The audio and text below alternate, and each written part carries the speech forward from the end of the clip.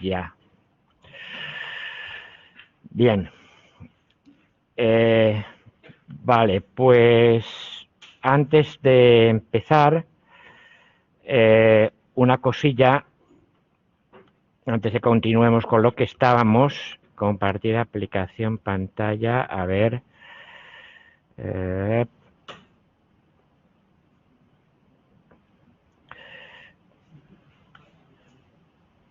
Ya, pero lo que querría es ver si es posible compartir. ¿Se está viendo esto? Vale, fenomenal. Pues comentaros simplemente que, primero que nada, me preguntasteis si estáis viendo, entiendo, la página de la asignatura. Bueno, los de clase seguro porque lo estoy viendo yo, pero los de clase entiendo que también. Y si no, entrar al aula virtual, a la página de la asignatura. Arriba está la bibliografía y me preguntasteis por ello alguien, sobre... Ay, perdón. Entonces, ¿qué pasa? El problema lo he mirado y el problema es que aquí está bibliografía disponible, ¿vale? Entonces, está bien, pero el problema, vamos a ver, el libro básico, bibliotecas, a ver si nos sale. El problema es que, bueno, hay algunos libros recomendados y el libro así más grande, básico de la asignatura, que es un clásico, este de aquí, de Russell y Norvig, pero no está en versión electrónica. Y he preguntado a la biblioteca y no lo pueden adquirir en versión electrónica por estas historias de derechos de autor y todo esto, ¿vale? Entonces, hay una copia en Biblioteca de Ciencias, pero tenéis que ir a la Biblioteca de Ciencias. Hay otra copia que tengo ya aquí en el departamento. Si alguien la necesita, se puede hacer un préstamo, luego me la devolvéis, esas cosas. Y no tengo una solución sencilla y legal para esto, ¿vale? Se me ha ocurrido aquí... Ay, no, perdón, a ver dónde estamos. Aquí en la página de la asignatura, ¿vale? He encontrado uno que lo he puesto aquí, enlace al libro en línea, ¿vale? Que este también está en la biblioteca de la universidad, este sí, en versión electrónica, ¿vale? Que os lo podéis descargar y tal, y también está muy bien y cubre una buena parte de la asignatura, ¿vale? O sea que también, de hecho, parte de lo que he explicado y de lo que voy a explicar hoy y tal, y muchos otros temas están también aquí bastante bien. Solo se puede descargar desde la VPN de la universidad, de compromiso usarlo para el curso y luego eliminarlo. Pero, en fin, es una alternativa razonable. ¿Más cosas? Vale, pues... Vale. Cierro ya aquí. Vale. Clase del 20, vale, dejo de compartir esto. Y vamos ya a compartir la pantalla de las transparencias.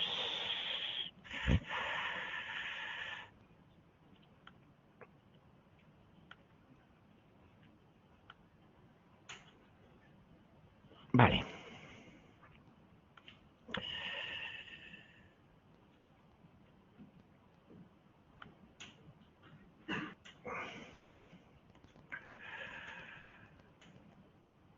No, este que no. Vale.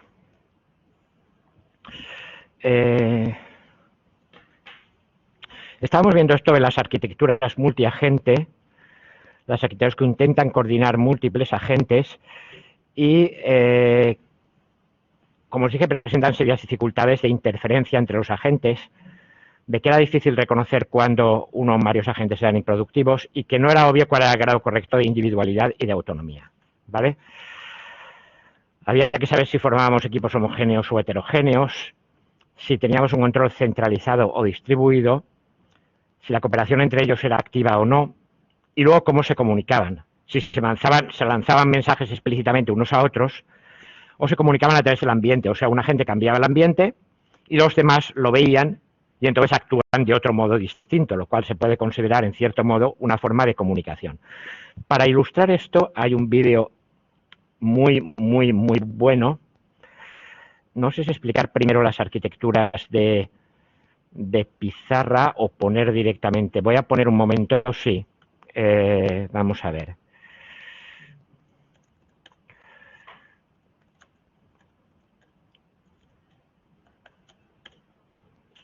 Sí, aquí está.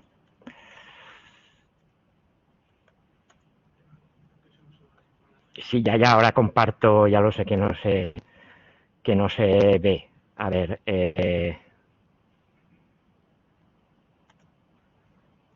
¿cómo? Perdón. ¿Mm?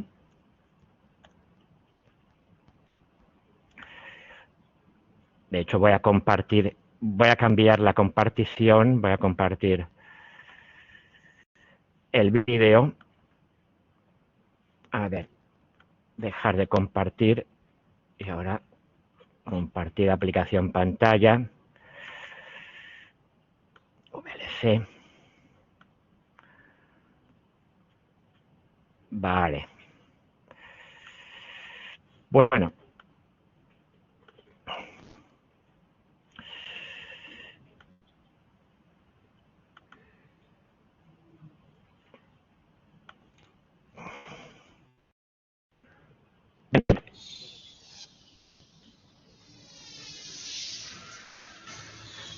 ¿Podéis oírlo, por cierto? ¿O no? Por lo menos así, ¿eh?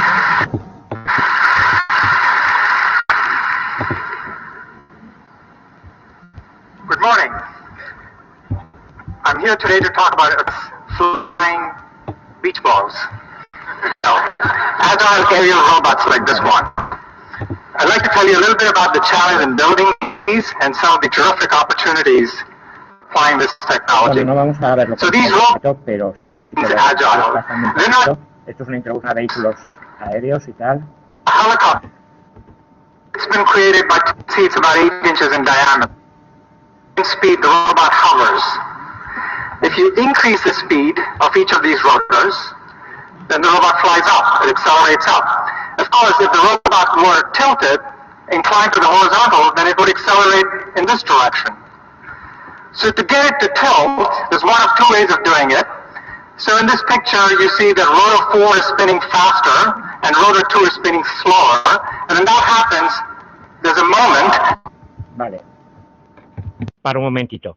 Lo que viene a decir es simplemente que tiene 4 hélices de los clásicos drones que estáis acostumbrados a ver, ¿vale? Cuando las 4 hélices van deprisa, el robot sube, cuando va más despacio y a la vez todas a la misma velocidad, el robot baja, y si se cambia la velocidad de 2 de ellas, concretamente, por ejemplo, la 3 y la 1 se hacen girar más despacio, la 2 y la 4 más deprisa, entonces el robot se inclina y avanza, ¿eh? Y con esto es como los drones cambian de dirección, en realidad no tienen timón, lo único que hacen es cambiar la velocidad relativa, por lo cual cambia el momento angular, y es para conservar el momento angular no hay más remedio que moverse hacia adelante. Bueno. And whether around, if you increase the speed of rotor 3 or the other pace, that slows down. And the smaller you make it the board and calculating, like I said before, commands at 6 buildings like this are quickly after the earthquake. So robots like this could be sent into collapsed buildings to assess the damage to natural disasters, or sent into rocket. Un momento que me ha fallado el reproductor de vídeo, no sé por qué. Y ahora para...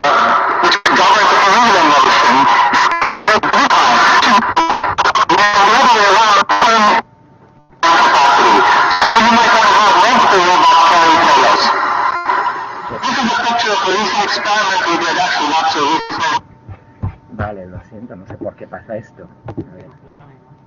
Voy a abrirlo de nuevo un momento.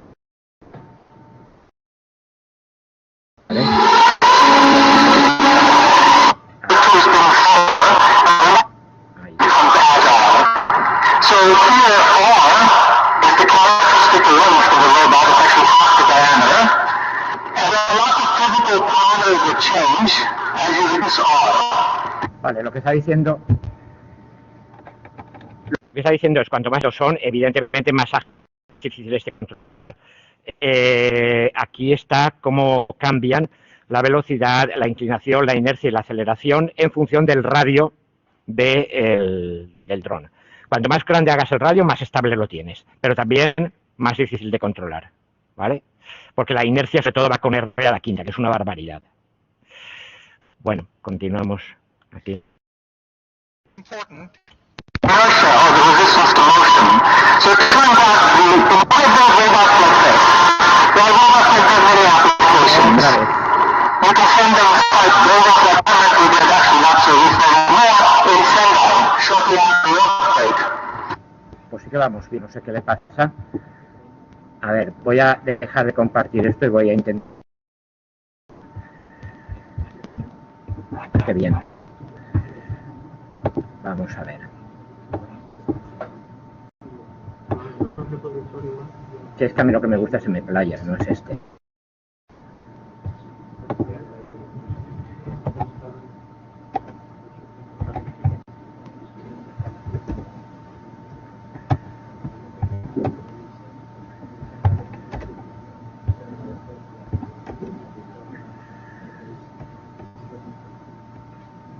Pues no sé por qué no va.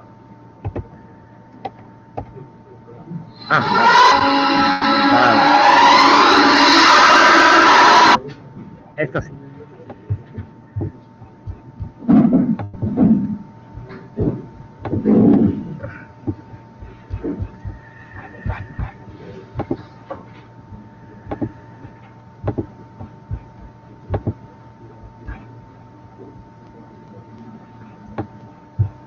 Ahora sí.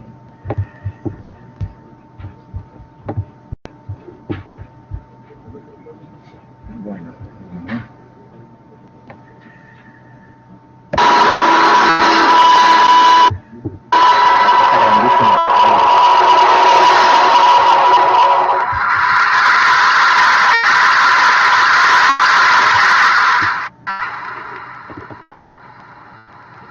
Good morning. I'm here today to talk about autonomous flying beach balls. No, agile aerial robots like this one. I'd like to tell you a little bit about the challenges in building these and some of the terrific opportunities that can increase robot power, that's work. And rotate forward, feed motion. So motion. In these videos, in the bottom right, you see a robot performing a 360-degree flip in less than half a second. Multiple flips, a little more time. So here the people on board are getting feedback like accelerometers and others on board and calculate like I said before commands at 600 times a second to still robots like this. Well, robots like this have many applications. You can send them inside buildings like this as first responders to look for intruders, maybe look for biochemical leaks, gaseous leaks. You can also use them for applications like construction. So here are the robots that are carrying beams, columns, and assembling cubic structures. I'll tell you a little bit more about this. The robots can be used for transporting cargo. So one of the problems with these small robots is payload carrying capacity. So you might want to have robots carry payloads. Vale. Dice, bueno, los podemos meter para respuesta rápida dentro de un edificio que empieza a estar en llamas o dentro de un terremoto o lo que sea para poder entrar. También los podemos usar para construcción, para transporte, pero el problema es que estos son robots pequeñitos, muy manejables, pero lógicamente no pueden arrastrar gran peso. Así que, ¿qué vamos a hacer? Intentar que cooperen entre varios. This is a picture of a recent experiment we did, actually not so recent anymore, in Sendai, shortly after the earthquake. So robots so located, in fact, they live in a 12-dimensional space. So we use a little trick. We take this curved 12-dimensional space and transform it into a flat 4-dimensional space, and that 4-dimensional space consists of X, Y, Z, and then the yaw angle. And so what the robot does is it plans what we call a minimum snap trajectory. Vale, esto lo que dice es cómo se planifican las trayectorias en espacio libre. Es decir, cómo se puede ir desde un punto del espacio hasta otro. Lo que se hace es convertir a un espacio de 4 dimensiones con las coordenadas X y Z y después el yaw, que es este ángulo de orientación. ¿Vale? Se trata de que la trayectoria tenga la mínima longitud en ese espacio, que es lo que se prueba que es lo más eficiente posible. Y eso se calcula, digamos, a alto nivel. Entonces esto funciona con una arquitectura híbrida, en la cual en el alto nivel tenemos la planificación genérica, con algo así como un espacio de estados que tiene un punto inicial y un punto final y tal, y luego en el bajo nivel, a la hora de mantener el equilibrio, evitar chocar con otros y tal, tiene una coordinación como las de las arquitecturas comportamentales, que lo que va haciendo es comunicarse rápidamente, ¿vale? Y tomar decisiones en el acto. Esto sobreescribe, es decir, inhibe, subsume al alto nivel. Si tú estás siguiendo un camino y tal con una planificación de alto nivel y en un momento dado te encuentras cerca de una pared, entonces gana la evitación de la pared. El esto de alto nivel se retira de momento y toma control el módulo de bajo nivel que trata de sobrevivir. ¿Vale? So what that effectively does is produces a the robot is capable of doing any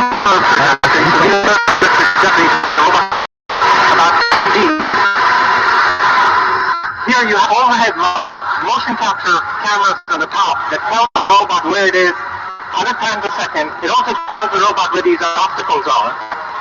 And the obstacles can be moving, and here you'll see Daniel throw this hoop into the air. Well, the robot is calculating the position of the hoop and trying to figure out how to best go through the hoop. So as an academic, we're always trained to be able to jump through hoops, raise funding for our lab, and we get our robots to do that, or as pre-robots. So just like do fairly difficult tasks. So I want to change gears. So one of the disadvantages of these small robots is its size. And I told you earlier, we may want to employ lots and lots of robots to overcome the limitations of size. So one difficulty is how you coordinate lots of these robots. And so here we look to nature. So I want to show you a clip of Phaenogaster desert ants in Professor Sintat's lab carrying an object. So this is actually a piece of fig. Actually, you take any object coated with fig juice and the ants will carry them back to the nest. So these... Vale. Lo que está explicando es, y entonces, ¿cómo hacemos que múltiples robots que cooperen y se coordinen unos con otros? Pues vamos a tomar inspiración en las hormigas, las termitas. Está transformando un pequeño trozo de alimento unas con otras y fijaros que en realidad parece que cada una está tirando hacia un sitio, pero automáticamente se están, digamos, comunicando cada una con la de al lado, de lo cual emerge un comportamiento coordinado de movimiento.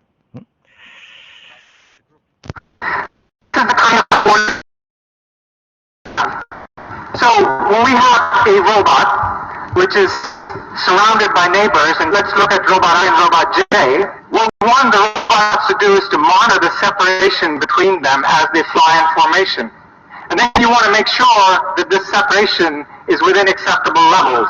So again, the robots monitor this error and calculate the control commands 100 times a second, which then translates to motor commands 600 times a second. So, vale.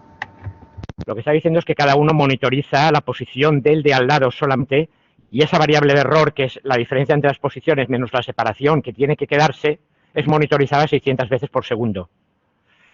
Y de acuerdo con eso, automáticamente se va corrigiendo la trayectoria. Pero cada uno corrige la trayectoria solo con relación a los de al lado. Pero el de al lado con el de al lado, y el de al lado con el de al lado, y al final lo que tenemos es un robot moviéndose colectivamente como un enjambre. Esto se llama Swarm Robots, ¿vale? O sea que con control descentralizado se puede hacer algo bastante complejo. This also has to be done in a decentralized way. Actions only on location, what they sense from their neighbors. And then finally, we insist that the robots be agnostic to who their neighbors are. So this is what we call anonymity. So what I want to show you next is a video. Esto es importante para luego. Lo de la anonimidad quiere decir que el robot no sabe quiénes son sus robots. Bueno, sabe que hay robots al lado, pero no sabe quién es cada uno. De hecho, no hay identidad individual de cada uno de los robots. Hay una identidad, digamos, colectiva. Luego os explicaré un ejemplo de otro experimento en el que sí que se trata de conseguir identidad individual.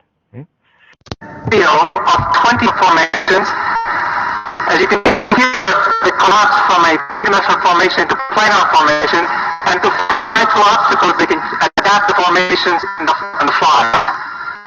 So again, these robots come really close together, as you can see in this figure 8 flight. They come within inches of each other, and the aerodynamic interactions with these parallel blades, they're able to maintain stable flight. Double, and therefore pay a price. They're not as agile.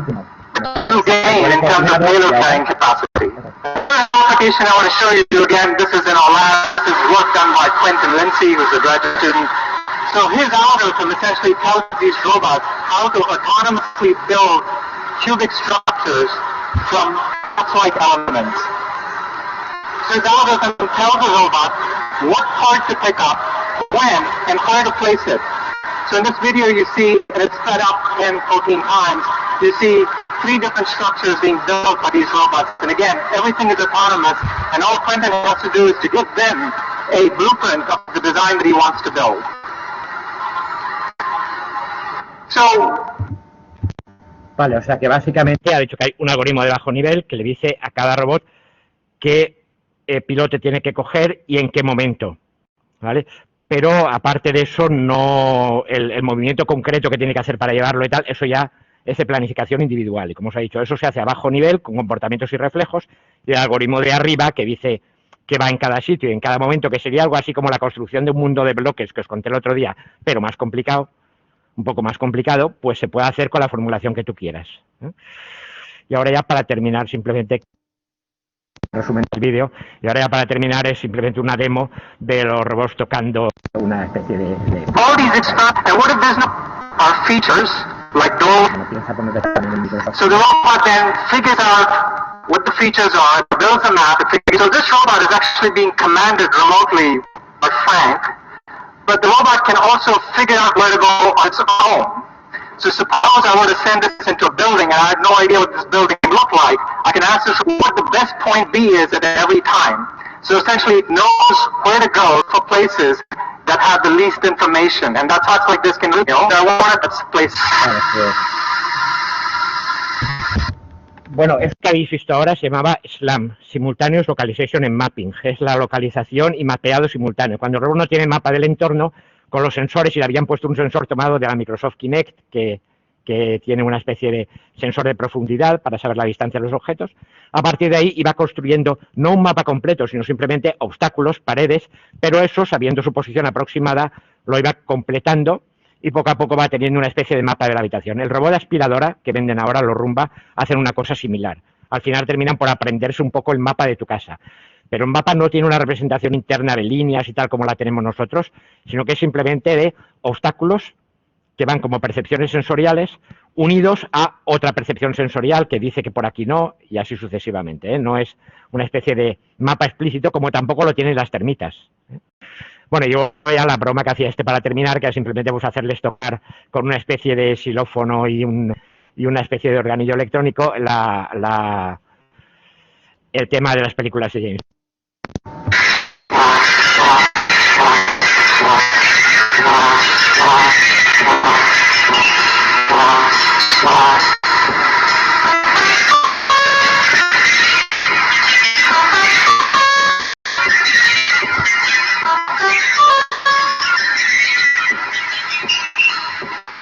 Vale, de hecho, con una varilla van pasando por encima de la cuerda con la nota correspondiente o apretan sobre el teclado del órgano electrónico. Bueno, a ver, vale, pues esto era para que vierais un poquito. Voy a dejar de compartir esta pantalla y volver otra vez a la usuaria.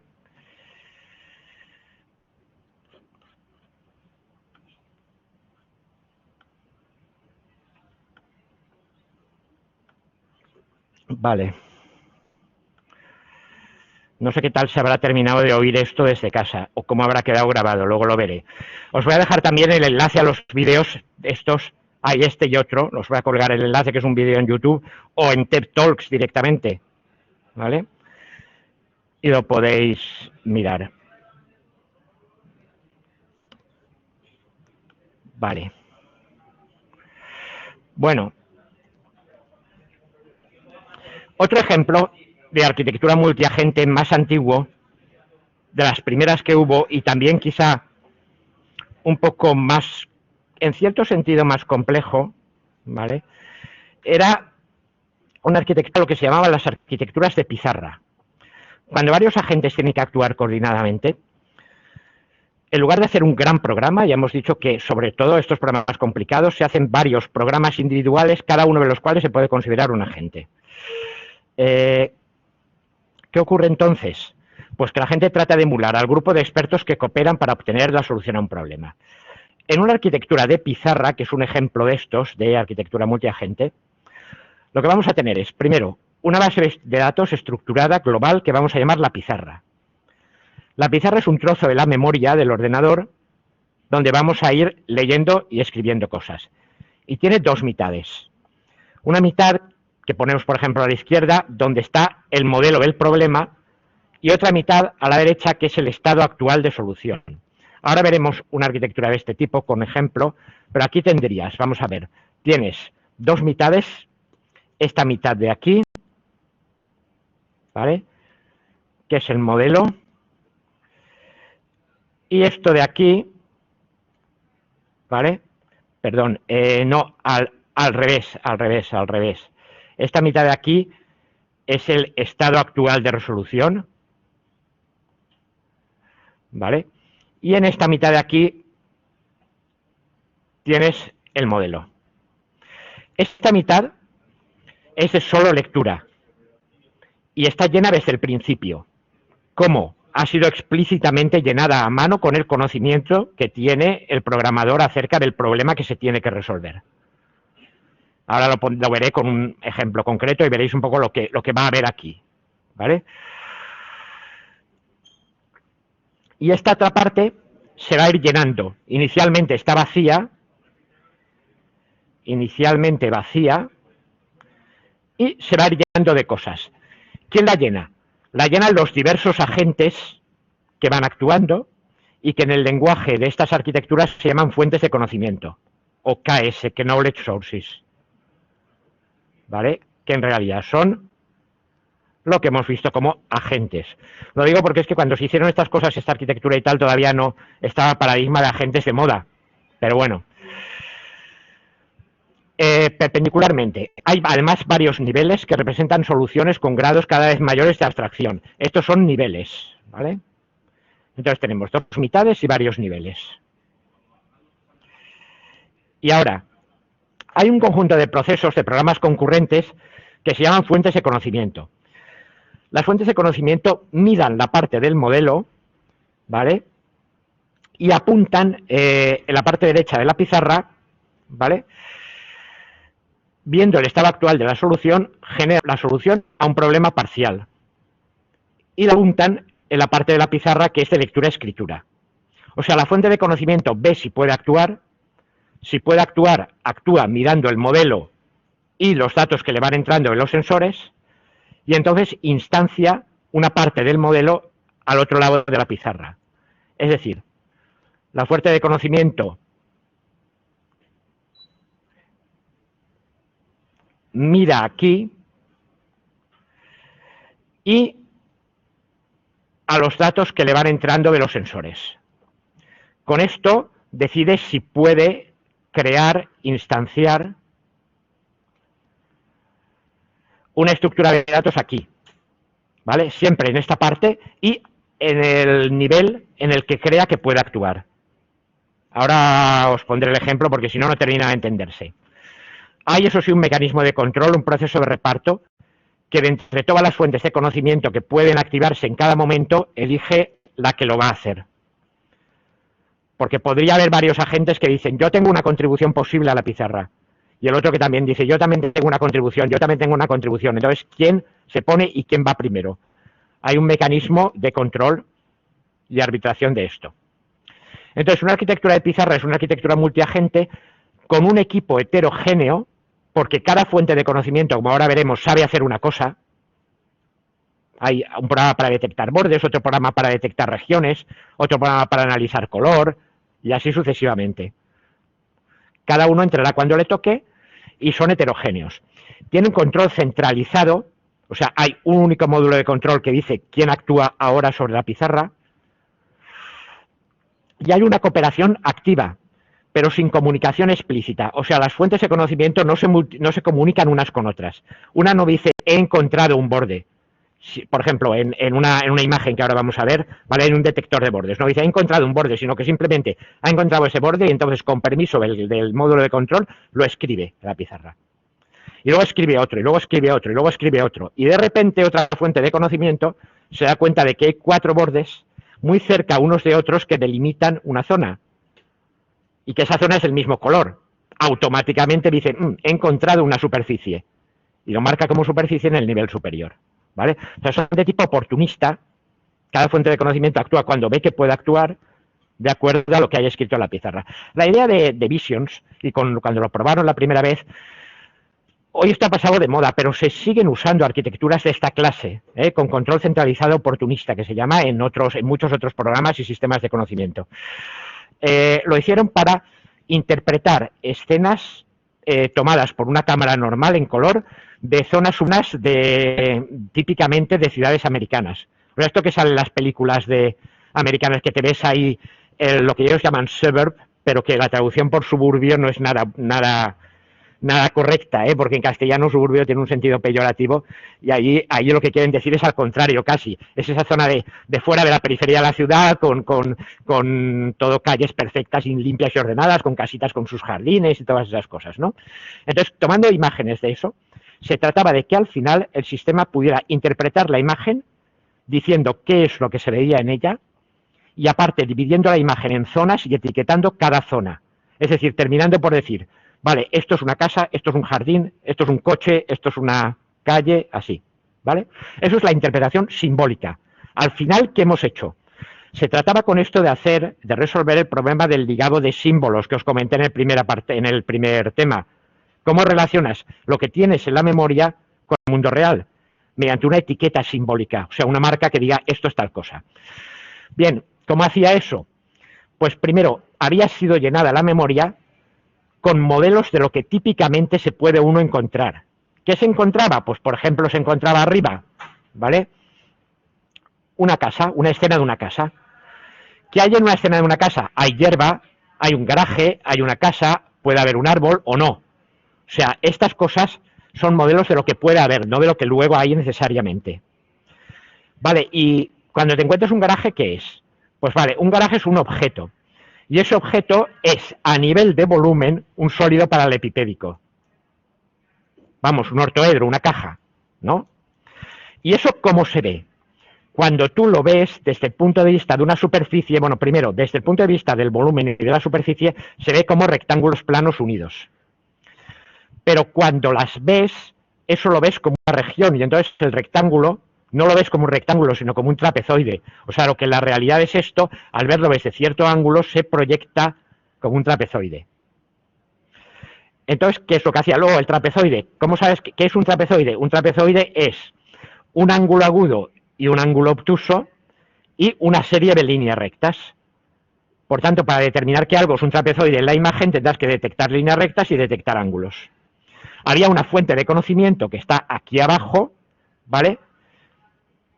Aquí están las instancias, y entonces con los datos de la imagen tú detectas líneas. Un detector de bordes detecta líneas en la imagen.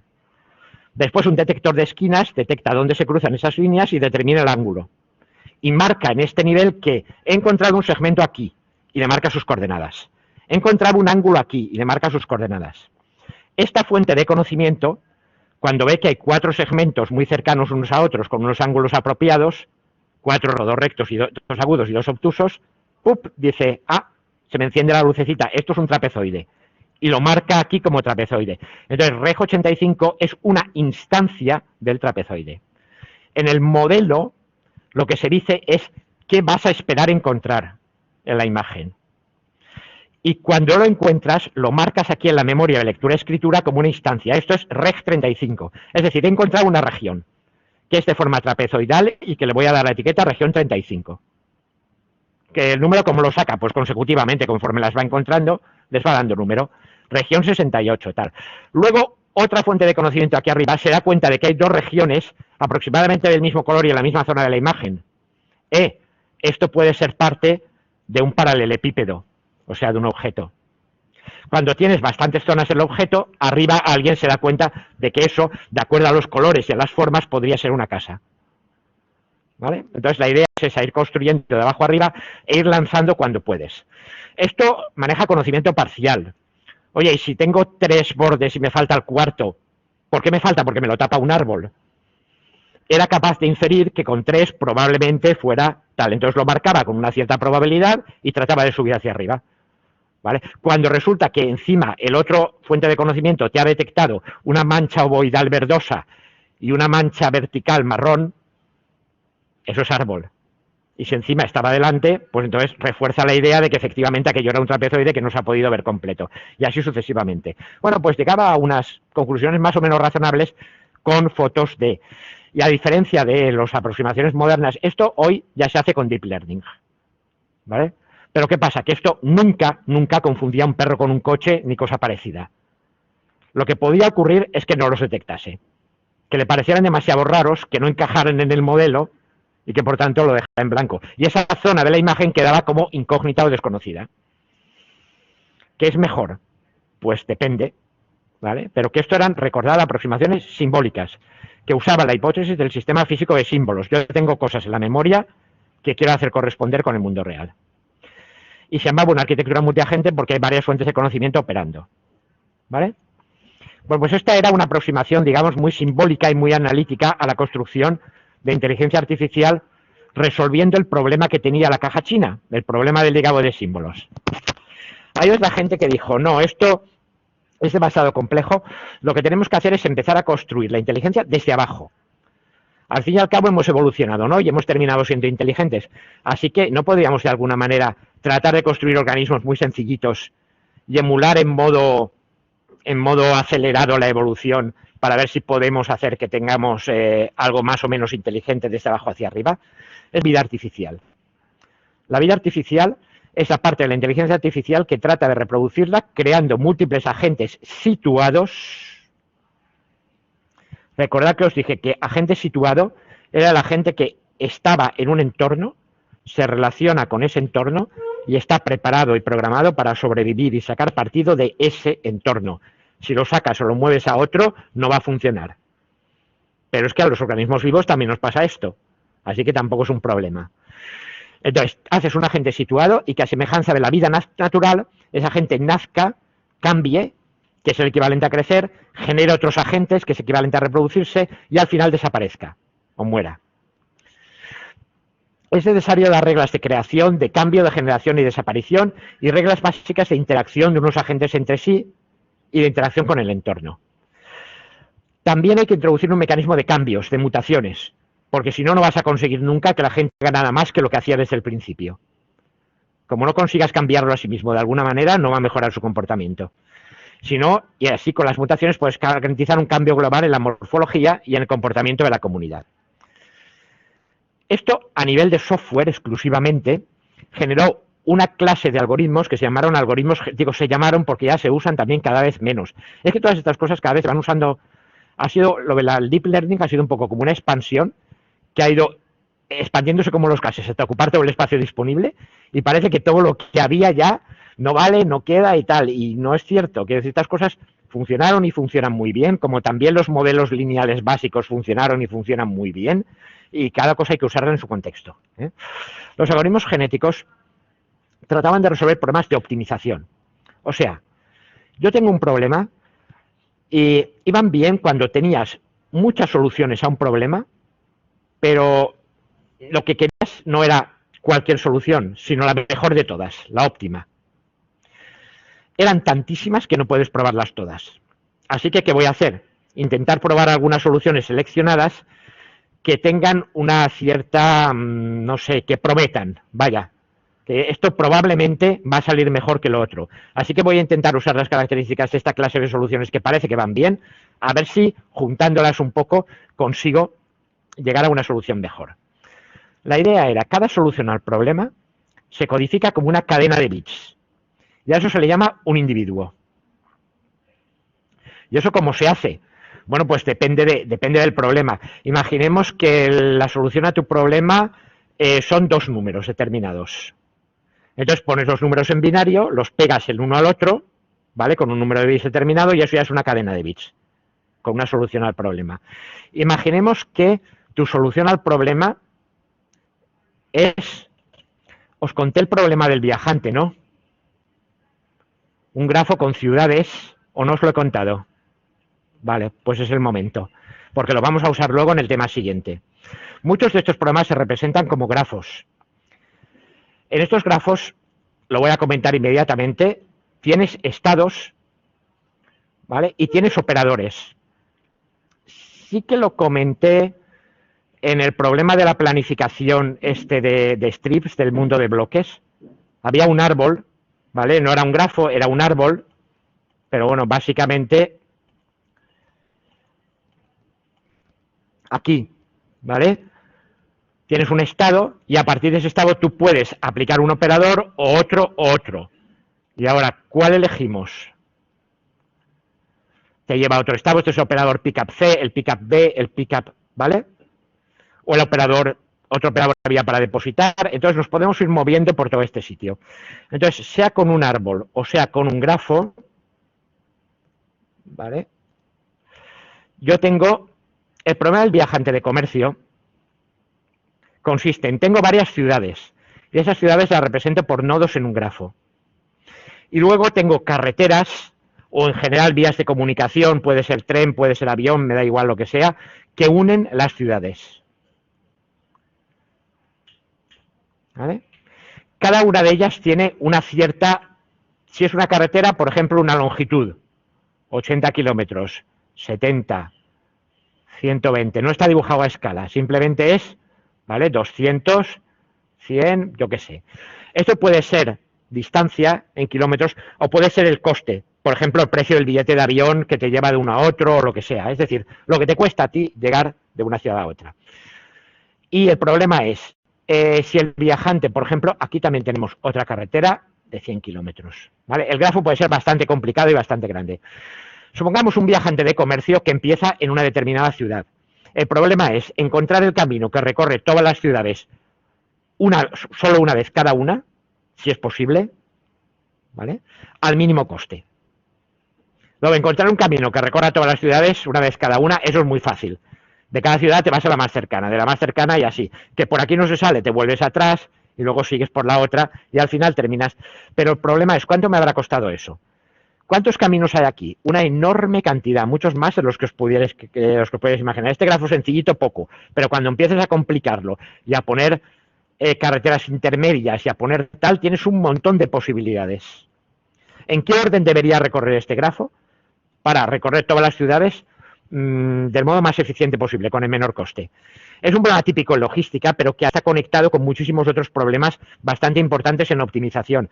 Y de hecho hay toda una rama de la estadística, de la investigación operativa que se llama, que está casi dedicada a resolver ese problema. Y hay artículos completos, libros, etcétera, sobre el problema del viajante. Se le supone NP completo. Es decir, el coste computacional de resolución es exponencial con el número de ciudades, con el número de nodos. Con lo cual, por búsqueda sistemática, olvídate. Porque sí que es verdad que uno puede hacer búsquedas, vale, desde aquí a dónde puedo ir, aquí, aquí y aquí. Desde aquí a dónde puedo ir, aquí, aquí y aquí, no, aquí no, que ya he estado. Vale, me construyo todo el grafo expandido y al final, claro que llego, pero es que es exponencial. Entonces, en la práctica no se resuelve así. Bueno, pues el problema de viajante de comercio, se puede codificar también la solución en forma de números. Al final, ¿qué harías? Pues pondrías una matriz aquí con todas las ciudades, ¿vale? Aquí pondrías dónde hay carretera y dónde no, ¿vale? Y luego, por ejemplo, a cada uno de estos le das un número. Y entonces los números los unes todos, pues primero hacer la ruta 5, esta, por ejemplo. Luego la 9, después la 4, o sea, los vas numerando 1, 2, 3, 4, 5, 6, 7, 8, 9, 10, ¿vale? Así. Y luego pegas todos los números en el orden en que deberían recorrerse. O sea que toda solución a cualquier problema de ese tipo se puede codificar como una cadena de números y al final poner como una tira de números binarios. ¿Vale? Bien. ¿Cómo funcionan los algoritmos genéticos? Creamos como solución una cadena de bits. ¿Cómo? Inicialmente al azar. Es decir, creamos un montón de soluciones posibles, eso sí, verificamos que sean posibles, que sean un camino correcto, ¿vale? Y las ponemos ahí en el pool de soluciones. Después evaluamos una función de rendimiento del problema para cada una de esas soluciones. Eso es muy fácil. Simplemente paséate por la solución, mira cuánto coste tiene el camino que te dice que has de recorrer y vete sumando todos los costes. Así que al final tienes para cada solución, para cada camino, un coste total. Con otro problema se puede hacer también de la misma manera. Cada problema tiene su función de coste, pero es fácil determinarla. Y ahora, se asigna a cada una de estas soluciones una probabilidad de reproducción que sea proporcional al rendimiento. O sea, cuanto mejor sea la solución, en este caso quiere decir, en este caso sería inversamente proporcional. O sea, cuanto más pequeña sea la distancia que tienes que recorrer, más alta es tu probabilidad de reproducción. Y al final tienes todas las soluciones, solución 1, solución 2, como cadenas de bits, aquí, aquí y aquí. Y aquí tienes el rendimiento. Este tiene pues 102, este 204 y tal. Entonces este, que es pequeño, tiene una probabilidad de reproducción muy alta, por ejemplo 0,4. Este tiene un 0,2 y tal. Y normalizas de modo que todas las probabilidades te sumen 1, para que sean probabilidades. ¿Vale? ¿Y ahora qué haces? Eliges varios individuos con una probabilidad proporcional a la probabilidad que les has asignado y los cruzas. ¿Qué quiere decir esto de cruzarlos? Cruzarlos significa que tienes una cadena de bits aquí, que codifica una solución, otra cadena de bits aquí, que codifica otra solución. Bueno, pues coges un punto al azar y entonces de estas dos haces una con esta parte de aquí y esta parte de aquí. Esto es A y esto es B. Esto sería A1 y B2, y luego haces otro individuo con B1 y A2. O sea, con esta parte y esta parte. Pero así, directamente, coges y lo pasas. Y esto te da otra cadena de números. Hay que verificar un poco que los puntos de cruzamiento sean apropiados para que el resultado sean soluciones válidas. Y ahí hay que hacer un poquito la codificación de cada problema concreto. Pero la idea es esa, siempre te codificas como tal, cortas, los cruzas y los sueltas. Y bueno, este de aquí y este de aquí y estos de aquí aparecen tantas veces como probabilidad tienen de cruzarse. Es decir, el que ha aparecido con un 0,7 probablemente se cruzará con muchos más que el que ha aparecido con un 0,2. Así que trozos de su material genético, por así decirlo, aparecerán más frecuentemente en la descendencia. ¿Vale? Esa descendencia coge y sustituye a los que han tenido menos puntuación, a las soluciones peores del pool inicial. O sea, las soluciones más malas se mueren, esto es lo de la supervivencia del más fuerte, las soluciones más flojas se mueren y son sustituidas por las mejores que van saliendo de aquí. Y eso se llama una generación, ¿vale? Y ahora, cuando hemos terminado una generación, con probabilidad P sub I, una prueba de mutación, cogemos uno o más individuos al azar y uno o más bits al azar y los cambiamos. Si es un 0 pasa a un 1 y si es un 1 pasa a un 0. Así por las buenas, ¿vale? Esto que parece, y esto se va, entonces cuando has terminado vas al paso 2 y tienes otra generación y otra y otra y otra. Y esto, aunque no lo creáis, termina resolviendo muchos problemas, ¿vale? Lo ves así y dices, esto es extravagante, ¿cómo es posible que cruzando así al azar y de repente y tal? Bueno, hay un libro entero de los años 80 de John Holland, que es el padre de los algoritmos genéticos, que explica lo que llama el teorema de los esquemas y que prueba que efectivamente esto tiende a converger hacia una solución óptima. Lo que pasa es que no es una convergencia, es una convergencia aleatoria. Es decir, con suficiente número de generaciones y con las probabilidades de esta manera, tienes una probabilidad cada vez más alta de llegar a soluciones cada vez mejores. Y hace la demostración y tal. No lo voy a hacer y tal porque se sale mucho del alcance del curso, pero que sepáis que se hizo y que se puede hacer y que es una cosa que yo la he probado para algunos problemas y no ha ido mal. Entonces esto es un poquito simular ese tipo de cosa de la vida artificial. Y luego, otro experimento también muy interesante de arquitecturas multiagente, y esto es ya lo último que voy a decir de arquitecturas multiagente, ¿vale? Es el desarrollo del lenguaje. Vamos a intentar ahora la comunicación explícita, no a través del entorno, sino que directamente un agente hable, entre comillas, con otro. Pero hable con qué lenguaje. Bueno, lo que trataba de hacer Luke Stills era que ellos mismos, sus agentes, desarrollasen su lenguaje. Para eso el experimento consistía en lo siguiente. Teníamos un grupo de robots móviles. Y estos robots móviles tienen sensores que les permitían detectar, esto era una luz. ¿Vale? Aquí tienes una luz y esto de aquí se le llamaba el nido. ¿Vale? Entonces, un robot periódicamente tenía que ir a recargarse al nido. Es decir, ir allí y recibir luz para recargarse. era ficticio, me refiero, no es que tengan una placa solar ni nada, sino simplemente el robot tiene una cuenta con una fotocélula de cuánto tiempo ha estado debajo de la luz, y si no está un tiempo igual a no sé cuánto, entonces simplemente se para, como si se hubiera muerto, ¿vale? Se ha quedado sin alimento. Entonces es una forma simulada de hacer que el robot vaya recibiendo, cuando recibe luz, pues se va alimentando. Entonces todo robot del equipo tiene que ir de vez en cuando, estar un tiempo aquí en el nido y volver a salir, ¿vale? Si eso fuera todo, no hay ningún problema. Los robots, uno entraría, luego saldría. Otro robot vería, porque además tienen sensores para detectar la dirección de la luz, iría, se recargaría y saldría. Otro robot iría, se recargaría y saldría, y así sucesivamente. Pero el problema es que este alimento se acaba. Es decir, la luz poco a poco va perdiendo intensidad. Y para que no la pierda, aquí hay unos postes de recarga y los robots tienen que ir golpeándolos. Es decir, cuando van y golpean a un poste, que también tenía unos sensores de contacto, entonces automáticamente el nivel de energía del nido sube. Entonces le queda más tiempo a la luz, ¿vale? Solución para un robot, vale, voy y me recargo, me voy al poste y le pego, vuelvo a recargar, voy al poste y le pego, y así sucesivamente, ¿vale? Vivo indefinidamente entre el poste y de recarga y el nido. Pero el problema es que los parámetros estaban calculados de tal forma que un solo robot no puede hacer eso. El nido estaba demasiado lejos y si va haciendo eso, cuando se ha recargado no llega a tiempo y entonces se muere. Con lo cual, uno no sobrevive. Entonces, ¿qué se hizo? Se puso varios robots, de tal forma que mientras uno está recargando, otro u otros están en el... O sea, mientras uno está recargándose en el nido, otro u otros están golpeando al poste y subiendo la energía. Y después al revés. Se pueden ir cambiando de tal forma que cooperativamente pueden subsistir. Los programó con algoritmos genéticos de este tipo sobre, básicamente los parámetros eran el tiempo de permanencia en el nido, ¿vale? Y el golpe, o sea, cada cuánto tiempo tenían que golpear al poste y cada cuánto tiempo tenían que permanecer en el nido. Haciéndolos evolucionar, cada uno de ellos, ¿vale? Si no se comunicaban entre sí, en principio cada robot iba por libre, pero el pool de soluciones era global y se iban comunicando. Poco a poco encontró soluciones estables, es decir, que era posible que la comunidad al completo sobreviviese, con algunos golpeando durante algún tiempo. Todo el mundo durante algún tiempo tenía que ir a recargar y durante algún tiempo tenía que golpear, porque si no, no sobrevivía, ¿vale?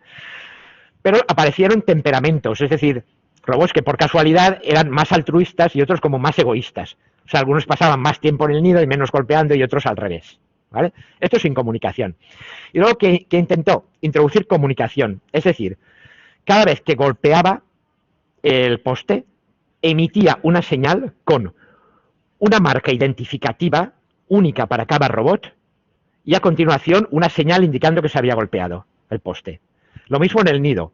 Cuando se recargaba, emitía una marca identificativa de sí mismo y una señal común a todo el mundo, que es la misma para todos, diciendo me he recargado. Esas señales pasaban a todos los robots, ¿eh? Todos los robots iban recibiendo esas señales y modificaban el comportamiento de acuerdo a lo que iban recibiendo, pero simplemente por prueba y error.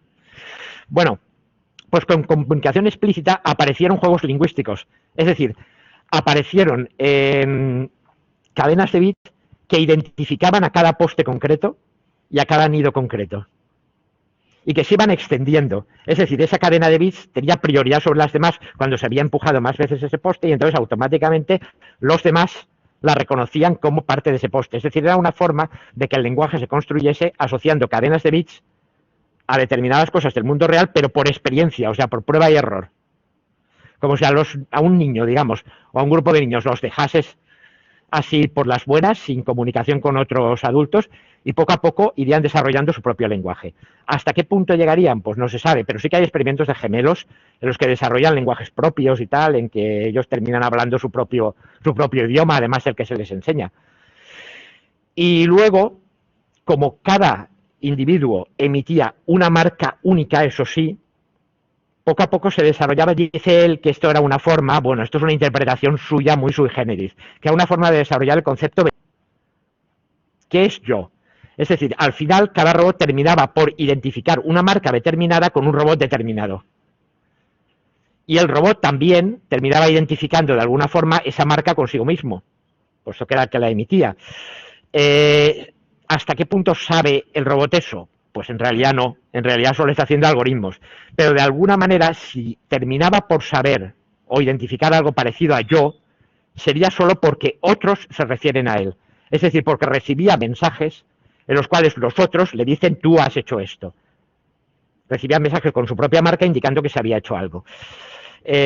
Tampoco llegó a mucho más, pero que era la idea que él creía en la cual se podría de alguna manera hacer evolucionar el lenguaje. Y es uno de los experimentos más curiosos que yo he visto, de arquitectura multiagente. Vale, pues con esto acaba el tema. Y vamos ahora a empezar el siguiente. Bueno, vale, sí, como son 12:30 y además se ha acabado el tema, tenéis 5 minutos para que se ventile esto. Y voy a abrir y empezar el tema siguiente. Hasta aquí. Hasta aquí. Y ahora, bueno, voy a parar la grabación.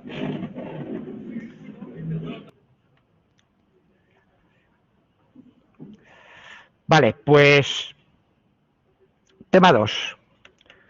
Ya hemos visto toda la introducción y ahora ya nos vamos a meter en cosas más. Tema 2, búsqueda.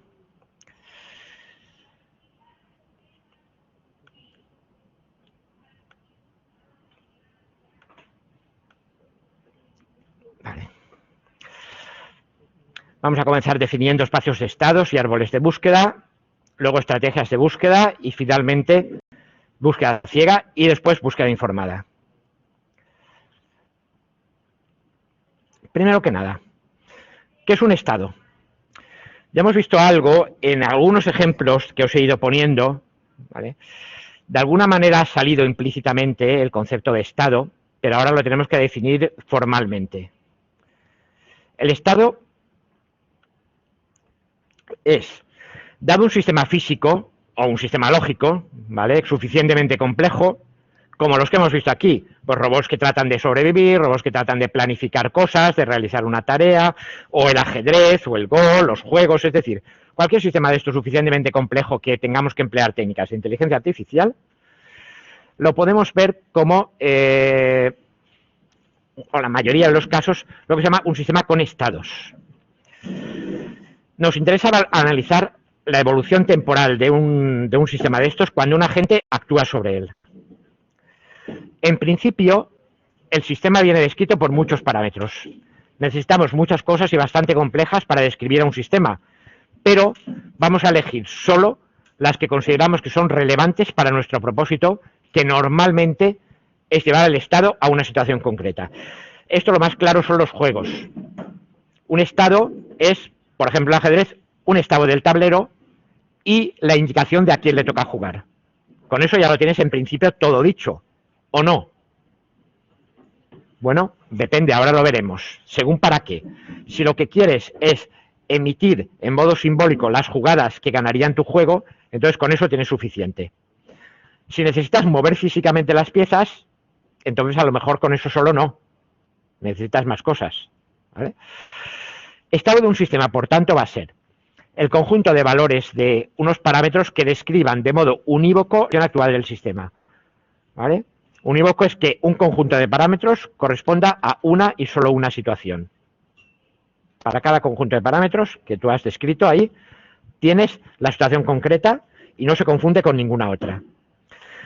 Y con eso tienes suficiente para determinar qué acciones pueden realizarse sobre el sistema y cómo cada una de esas acciones va a cambiar los valores de los parámetros, que es tanto como decir, va a cambiar de estado. O sea, si yo estoy en un estado que es una jugada, ¿vale?, ¿qué jugadas puedo efectuar? Y tengo que decir cuáles son posibles y tengo que decir también, en caso de que las efectuase, cada una de ellas, ¿a qué estado llegaría? O sea, ¿cómo se quedaría el tablero y a quién le tocaría jugar? La respuesta es, pues si mueves el peón desde aquí hasta tal, pues entonces quedará igual, pero con el peón en esta casilla y quitado del anterior y le tocará jugar a tu contrario. Si has matado alguna pieza, entonces se dirá, esta pieza pasa a esta casilla, esta pieza desaparece y ahora le toca jugar a tu contrario, ¿vale? O sea, has pasado a un nuevo estado mediante la aplicación de un operador que en ese caso es una jugada de entre los operadores posibles, en este caso jugadas posibles que podrías hacer. En el juego del ajedrez y con el propósito, por ejemplo, de jugar contra un ordenador, el estado se definiría solo dando la posición que ocupa cada pieza. Bueno, y también, si quieres, a quién le toca jugar, si a ti o al ordenador. ¿Vale? Pero con esa información ya tienes suficiente. Pero hay otras variables, ojo, el material, por ejemplo, el ajedrez ese de qué está hecho, ¿es una plancha de madera o está pintada en el suelo o es un ajedrez humano con gente moviéndose? Las piezas son de marfil, son de madera, son de tal, ¿cuánto pesan? ¿Qué forma tienen? Lo primero que podéis decir es, ¿y a mí qué me importa? Claro, si lo que quieres es jugar contra un ordenador dando una secuencia de movimientos, desde luego se te importa nada. Pero si lo que quieres es que un robot mueva físicamente la pieza y se la lleve a otro sitio, entonces las cosas ya empiezan a importarte. Así que, ¿qué es un estado? Depende de qué quieras hacer tú, ¿vale? Es claro que si lo único que haces es jugar contra un ordenador, el estado se define simplemente por la pieza y la posición que ocupa, ¿vale? Y otros materiales no serían relevantes aquí, pero claro, si queremos mover físicamente las piezas, sí. El estado puede representarse en este sentido, por ejemplo, como un array de 8×8 con valores de par PC. O sea, yo hago, por ejemplo, una estructura de datos, me defino una struct, ¿vale? Con pieza de un tipo definido por enumeración, que sería rey, reina, torre, ¿vale? Todas las piezas, peón, todas las piezas del ajedrez, ¿vale? Y ahora color, que sería el tipo definido por enumeración, blanco o negro, ¿vale? Te haces una estructura de este tipo y luego te haces un array de 8×8 que en cada casilla contiene una estructura de este tipo, por ejemplo. Esa es una posible forma razonable de representarlo, ¿no? Pero no es la única. Por ejemplo, también podrías tener una lista de ternas casilla, casilla, pieza. Por ejemplo, 7, 4 o D, creo que van por, no juega al ajedrez, pero creo que van por números y letras, ¿no? D3, torre negra. Las piezas aquí serían torre negra, torre blanca, alfil negro, alfil blanco, no sé qué, etcétera, ¿vale? Entonces tú tienes la fila, la columna y la pieza. Eso son ternas. Las representas en una lista y eso también es una estructura de datos que representa el estado. O sea que no me confundáis el estado con la estructura de datos que lo representa, ¿vale? El estado es la información mínima necesaria para describir aquello y para saber qué operador va a actuar y a qué estado vamos a llegar. La representación interna en la memoria, la que a ti te parezca más eficiente. Y ahí pues os entrarán las asignaturas de estructuras de datos y todas esas cosas de cuál es mi estructura de datos más apropiada para aplicar mis algoritmos. Vale. Otro ejemplo, un sistema de predicción bursátil de un mercado dado, por ejemplo la Bolsa de Madrid. El estado, ¿qué sería? La expresión de la cotización actual de cada valor. Tú tienes una lista en la tabla de empresa, valor actual de cotización, ¿vale? También puedes tener otra información adicional, como por ejemplo la historia de cotización, ¿vale?, de esa compañía, pero eso iría aparte, no es en realidad parte del estado, es una información anexa que tú usarás para decidir el operador aplicable. En el operador en este caso sería compra o venta de determinadas acciones de determinada compañía. También en ese estado es interesante incluir no solo la cotización, sino, por ejemplo, la tasa de paro en este momento, la cotización de ciertas monedas, los índices de otras bolsas, ¿vale? Eso a lo mejor también es parte de la información relevante que puedes usar. Este ejemplo muestra que no siempre es claro cuál es la elección de variables que son relevantes para el propósito, sobre todo en estados sometidos a incertidumbre o influidos por factores humanos o factores desconocidos, no está tan claro decir qué considero un estado y si unas cosas las debería poner o no, ¿vale? Espacio de estados. El conjunto de todos los estados posibles, junto a una descripción que indique a cuáles de ellos puede el sistema evolucionar desde cualquier estado. Yo tengo un estado y tengo que decir cuáles todos los estados posibles, enumerarlos, y decir desde cualquier estado a cuáles puedo pasar legalmente. En el caso del ajedrez sería conjunto de movimientos legales que puedo hacer en ese estado de la partida, ¿vale? Yo no puedo mover cualquier pieza como me dé la gana. Suponemos lo siguiente. Las variables que definen el estado están cuantizadas, o sea, solo toman valores en un estado discreto. En el caso anterior del ajedrez, que son tipos definidos por enumeración, ahí más claro no puede ser. Son cuantizadas porque son solo uno de estos. Y en el caso del estado, por ejemplo, el estado de una habitación para un sistema de calefacción. ¿Qué pongo? La temperatura, ¿no? Sería razonable, claro. O el climatizador del coche. El climatizador del coche funciona en función de la temperatura exterior, la temperatura interior y mi elección de temperatura en la ruedecita, ¿vale? Esa temperatura es una variable continua. En principio puede tomar cualquier valor continuo que tú quieras, pero al final, para usar con el ordenador, como sí que siempre terminamos cuantizándolo. Por ejemplo, la cuantizamos en medios grados. 22, 22 y medio, 23, 23 y medio. O sea que en general siempre terminan con un conjunto de valores discreto. Los conjuntos de valores para cada variable pueden ser finitos, con lo cual el número de estados podría ser finito, o infinitos. Generalmente no se suele dar porque al estar cuantizadas, generalmente el número de estados es finito. Pero incluso en el caso del climatizador del coche puede ser muy grande, ¿eh? Imaginaos temperaturas desde menos 10 grados hasta 40 grados en intervalos de medio grado. ¿Cuántas son? A ver, 50 de intervalos son 100 intervalos. Y ojo, ¿cuántos estados posibles hay? Si tienes tres variables, la temperatura interior, la temperatura exterior y tu selector de temperatura, ¿vale? Son 100 por 100 por 100. ¿Vale? Y eso ya da 1.000.000. O sea que el número de estados posibles de ese sistema sería más grande de lo que parece, incluso con poquitas variables y cuantizadas. Ese es el problema generalmente en inteligencia artificial, que trabajamos en espacios de estados enormes y son prácticamente imposibles de enumerar. Otra condición, hay un conjunto conocido de reglas que nos dicen qué estados son válidos. En el caso del coche, del climatizador, pues en principio todos. Tú puedes tener cualquier temperatura exterior, cualquier temperatura interior, aunque sería raro, y puedes poner el selector a lo que te apetezca. Pero en el caso del ajedrez, por ejemplo, sabes que hay ciertos estados que no son posibles. ¿Por qué? Porque las reglas del juego los prohíben.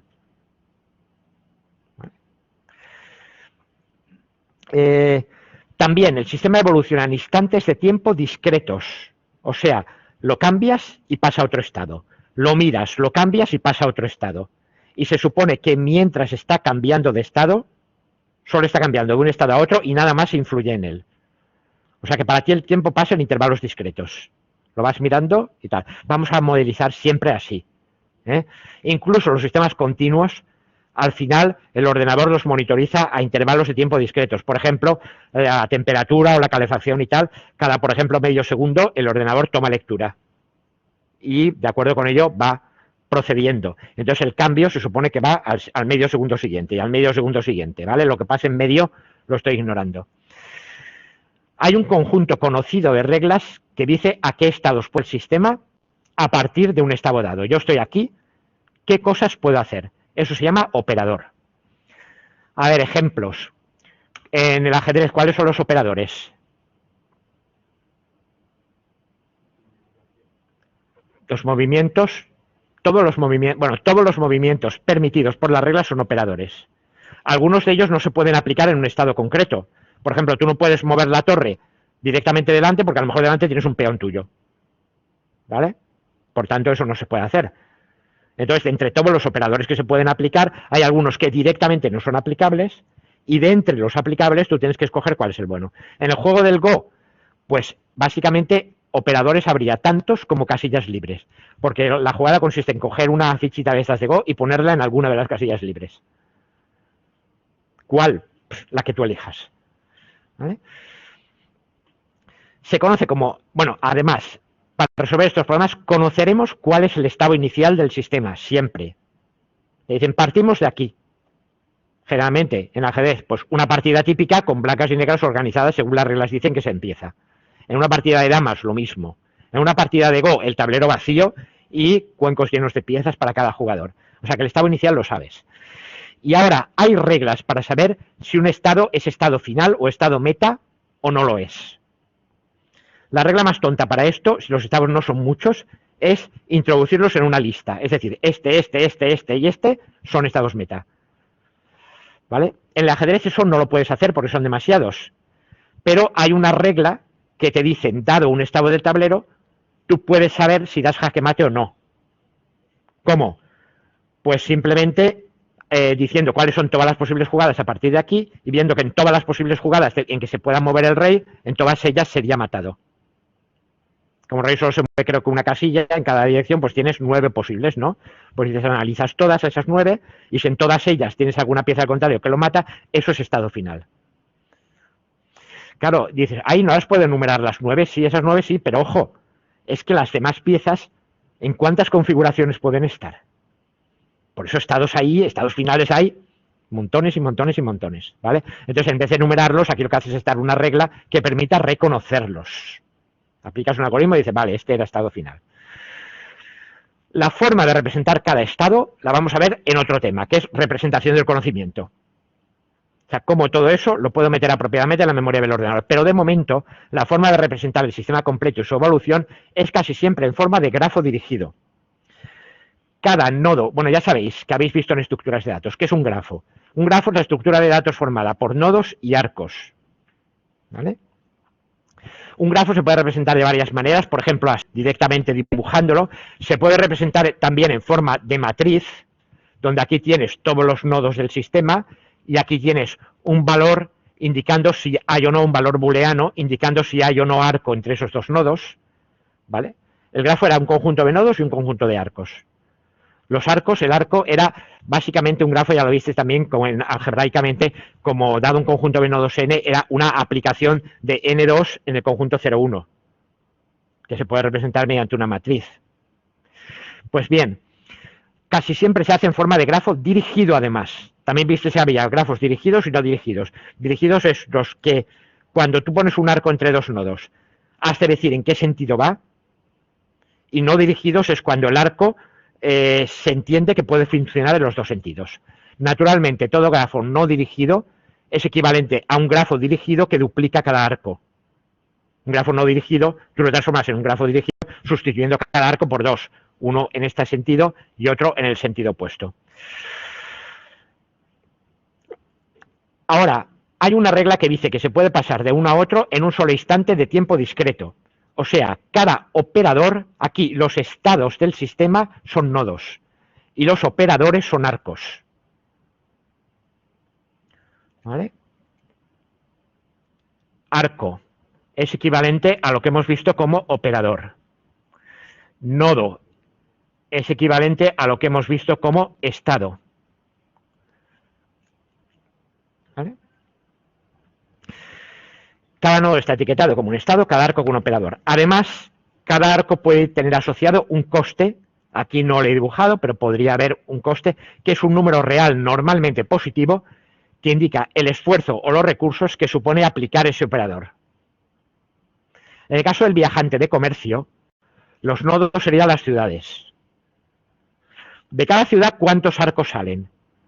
Tantos como ciudades estén conectadas con la actual por medio de una carretera o de un vuelo directo o de una línea férrea. ¿Cuál es el coste? O el número de kilómetros, o en su caso el precio del billete, si quieres contarlo así. O una combinación de las dos cosas. ¿Vale? El coste lo pones tú. Por tanto, podrías hacer una combinación de espacio y tiempo. Por ejemplo, una cierta cantidad multiplicada por el tiempo que me cuesta llegar, más otra cierta cantidad multiplicada por el dinero. ¿Vale? Las cantidades esas las pones tú a tú. En realidad la función de coste no tiene mayor importancia siempre que refleje lo que para ti de verdad supone el esfuerzo o el tiempo invertidos, ¿eh? Generalmente en teoría de la decisión se dice cuánto dinero estarías dispuesto a pagar para hacer aquello. Bien, queda claro esto, ¿no? ¿Cómo va? En el caso del viajante de comercio, ¿es grafo dirigido o grafo no dirigido?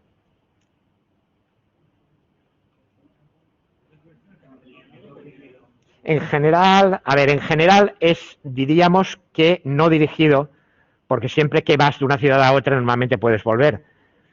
Cuidado, si tienes que ir en un día determinado y es un vuelo de avión, lo que hay a lo mejor es grafo dirigido, porque igual no hay vuelo de vuelta ese día. ¿Vale? Claro, entonces depende de cada programa, como lo modelices, lo puedes ver de una manera o de otra, ¿eh? Bien. Entonces, ¿qué es un algoritmo de búsqueda? Un algoritmo de búsqueda en estos programas de inteligencia artificial es un algoritmo que conoce o bien el grafo de estados completo y el estado conjunto, o sea, tú le dices, vale, este es el grafo de estados, ¿vale? Y este y este son estados terminales. Entonces el algoritmo te va a decir, ahora veremos lo que te va a decir, ¿vale? Pero esto es una posible formulación. Cuando el problema es pequeño, conoces todos sus estados posibles. Los puedes representar en el grafo y puedes representar los operadores que son aplicables, ¿vale? Y además puedes marcar uno o más como estados finales. En el caso de problemas realmente complejos, esto no suele ser posible por problemas de espacio y de tiempo. Entonces, lo que conoces en realidad es reglas para determinar cuándo un estado es válido y qué operadores se pueden aplicar a él, y reglas para determinar si un estado es meta. En caso de juegos complejos, ¿qué haces? Tú tienes un tablero de ajedrez, tú puedes determinar si eso es una jugada, o sea, si es un estado válido o no, ¿vale? Y luego sabes por las reglas qué jugadas puedes hacer en él. Esas son las reglas de posibilidad de aplicación. ¿Cuándo es posible aplicar un operador y cuáles son los que son posibles de aplicar? Y cada uno de ellos te daría un arco del grafo que va a parar a otro estado, que es un nuevo estado del tablero. Y al final tienes una regla para determinar cuándo has dado jaque mate. Así que bien sea porque el problema es pequeño y lo puedes tener entero, o bien porque el problema es muy grande y lo único que tienes son reglas para analizar el estado, tienes esto como información inicial. Bueno, pues el algoritmo de búsqueda toma esta información y su salida es una lista ordenada de ternas: operador, estado, coste. Operador, estado, coste. ¿Qué te dicen? ¿Qué operador tienes que aplicar a este estado? ¿Cuál es el coste de eso? Y eso te lleva a un siguiente estado donde aplicarás otro operador con un cierto coste. Y eso te lleva a un siguiente estado donde aplicarás un operador con un cierto coste. ¿Vale? De tal modo que se cumpla lo siguiente. El estado 1 es el operador 1 aplicado al estado inicial. ¿Vale? Este estado de aquí es la aplicación del operador 1, estado inicial, que lo conocemos. E-ini lo conocemos. Le aplicamos el operador 1 y nos lleva a E1. Y eso tiene un coste C1. Eso sería: el viajante está aquí, ¿vale? Está en Nueva York. Vale, pues vete a Baltimore. El primer operador sería vete a Baltimore. Y entonces el E1, el EIN sería Nueva York. El E1 sería Baltimore. El operador 1 sería tomar avión, tomar un vuelo Nueva York-Baltimore. Y el coste sería el precio del vuelo. Ahora estoy en Baltimore, ¿vale? Entonces voy a aplicar el operador 2, que sería vete a Minnesota. Entonces el estado 2 sería Minnesota. Y el coste sería el coste del vuelo Baltimore-Minnesota, y así sucesivamente. O sea, la idea es que cada estado se obtiene por aplicación de su operador al estado anterior y tiene un determinado coste. Tienes una lista ordenada de eso, de ternas de esa clase. Eso es la salida del algoritmo de búsqueda, con la condición de que el último de todos sea estado final. SVN debe ser uno de los estados etiquetados como finales. ¿De acuerdo? Se ve claro cómo va esto, ¿no? O sea que el algoritmo coge esto y devuelve una lista de estas. Y eso es lo que vosotros vais a tener que devolver también en la práctica. Por ejemplo, la aplicación del algoritmo a estrella para un laberinto y tal. ¿Qué tienes? Los estados son cada una de las casillas en que puede estar el robot. Los operadores son cada uno de los movimientos posibles que puede hacer, que serán a las casillas de alrededor que no estén ocupadas por obstáculo. El coste, si te mueves a una casilla de arriba, de abajo, de derecha a izquierda, será 1. Si te mueves a una de las casillas de la diagonal, será raíz de 2. ¿Vale? Entonces, pues nada, al final, ¿qué tienes? Casilla, aplico operador, moverse hacia arriba. Tienes otra casilla, con coste 1. Aplico operador, moverse hacia el noreste, con coste raíz de 2. Y estoy en la casilla no sé qué y así. Y al final tienes toda esa lista y al final te lleva a la casilla meta. Y eso es lo que tenéis que devolver. ¿De acuerdo? Bueno, árbol de búsqueda. Vale, esto funciona sobre grafos. Pero por razones que luego veremos, es mucho más cómodo y conveniente implementarlo sobre árboles. Bien, no pasa nada. Todo grafo se puede transformar en un árbol. ¿Eso lo habéis visto en estructuras de datos? Pues os lo recuerdo porque de todas formas va a ser necesario. Y aparte, aquí es ligeramente diferente porque aquí vamos a tener árboles en los que un nodo puede aparecer varias veces, ¿eh? Y es necesario que sea así.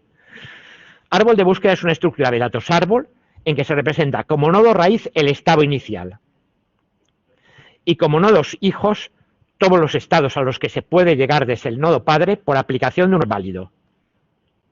Tú tienes estado inicial y dices, ¿qué puedo hacer aquí? Yo estoy en Nueva York. Vale, ¿qué puedo hacer aquí? Hay vuelo directo. a Baltimore, a yo qué sé, Delaware, a Wichita, yo qué sé, ¿vale? Todos te vas al aeropuerto ahí y preguntas, oye, ¿a dónde puedo volar desde aquí? Bueno, seguramente hay a casi cualquier lugar del mundo, pero en fin, supongamos que tienes un aeropuerto pequeñito donde solo tienes vuelos locales a otros 6 o 7 sitios. Vale, pues esos 6 o 7 serían los hijos de este nodo. ¿Mm? A diferencia del grafo de estados, un árbol por su propia naturaleza no es cíclico. También nos han explicado grafos cíclicos y acíclicos, ¿no? Un grafo cíclico es aquel en el que se puede, partiendo de un cierto nodo, se puede volver a llegar a un nodo, al menos con algunos de ellos. Y un grafo acíclico es aquel en el que partiendo de un nodo tú no puedes llegar al mismo nodo nunca. Los árboles, en principio, no son cíclicos, ¿vale? Aunque podrían ser árboles infinitos si resultan de un grafo cíclico. Ahora lo veremos. En estos árboles un mismo estado puede aparecer como nodo muchas o incluso infinitas veces. Pero un árbol siempre puede representarse, y lo representaremos como árbol finito, si se omite cualquier nodo que se encuentre entre sus propios antecesores. Vamos a transformar un grafo en un árbol de tal modo que cada nodo pueda aparecer varias veces, pero el árbol no será infinito, aunque el grafo sea cíclico, porque podaremos cuando encontremos alguno de los antecesores ya visitados. Esto evita que un algoritmo de búsqueda quede atrapado en bucle infinito. Por eso se suelen hacer estas cosas, de transformar los grafos a árboles y moverse con el algoritmo de búsqueda por el árbol, porque con un árbol de esta clase no tendremos ciclos infinitos. Ejercicio. Transformar el grafo no dirigido de la figura en un árbol finito. Vamos a hacerlo. A ver, lo tengo hecho por aquí y os lo voy a ir haciendo.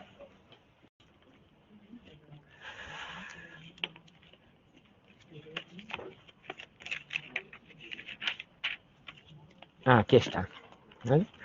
Este mismo de aquí lo voy a volver a redibujar, pero como grafo dirigido. S, aquí tendríamos A, B, no, perdón, este de aquí abajo era D. Este de aquí abajo era D, ¿vale? Aquí estaba B, luego aquí estaba E, aquí estaba C, aquí estaba F y aquí G. Y ahora tenemos este arco y este arco, porque estoy convirtiendo el grafo no dirigido en grafo dirigido, ¿vale? Había arco entre S y A y entre S y D, también lo había entre A y D, también lo había entre A y B, también lo había entre D y E, lo hay también entre B y E, entre B y C, entre E y F, y entre F y G, ¿vale? Esto es el grafo que tenéis ahí dibujado en las transparencias, pero puesto como grafo dirigido, cambiando cada... Ahí, a ver esto.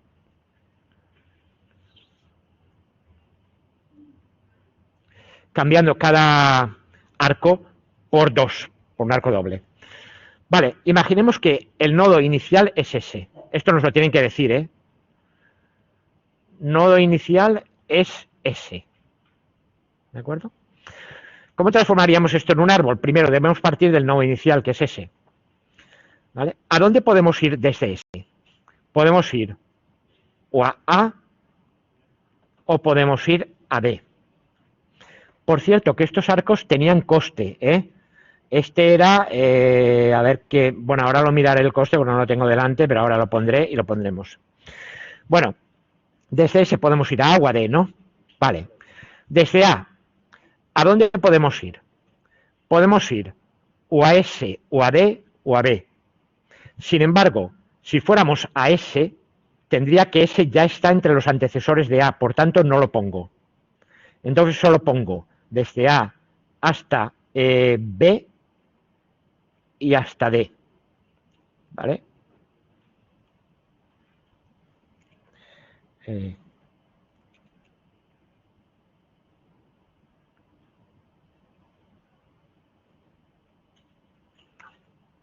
Porque está entre los antecesores.